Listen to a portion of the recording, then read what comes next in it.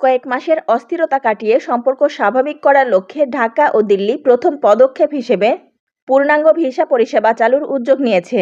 বাংলাদেশ ইতোমধ্যে সব ক্যাটাগরিতে ভারতীয় নাগরিকদের জন্য ভিসা দেওয়া শুরু করলেও ভারত আগামী কয়েক সপ্তাহের মধ্যে ধীরে ধীরে তাদের ভিসা কার্যক্রম স্বাভাবিক করার লক্ষ্য নির্ধারণ করেছে।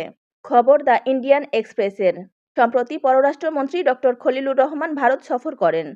সফরে ভিসা স্বাভাবিককরণ ঢাকার অন্যতম প্রধান অধিকার হিসেবে তুলে ধরা হয় বলে সংবাদ মাধ্যমের প্রতিবেদনে উল্লেখ করা হয়। এতে বলা হয়, বর্তমানে নয়াদিল্লিতে বাংলাদেশ হাইকমিশন সহ কলকাতা, আগরতলা, মুম্বাই ও চেন্নাইয়ের ভিসা কেন্দ্রগুলো পূর্ণাঙ্গভাবে চালু রয়েছে।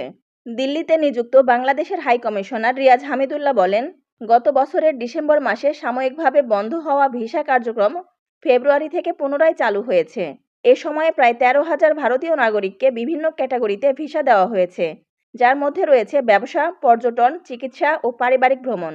দুই দেশের সম্পর্ক স্বাভাবিক করার অংশ হিসেবে গত ফেব্রুয়ারিতে ভারতের লোকসভার স্পিকার ওম বিড়লার নেতৃত্বে পররাষ্ট্র সচিব বিক্রম মিস্ত্রি সহ একটি প্রতিনিধি দল ঢাকা সফর করেন এবং প্রধানমন্ত্রী তারেক রহমানের শপথ অনুষ্ঠানে অংশ নেন। উল্লেখ্য, 2024 সালের আগস্টে বাংলাদেশের অভ্যুত্থানে শেখ হাসিনা সরকারের পতনের পর ডক্টর মোহাম্মদ ইউনূসের নেতৃত্বাধীন অন্তর্বর্তী সরকারের সময়ে দুই দেশের সম্পর্কে উত্তেজনা তৈরি হয়।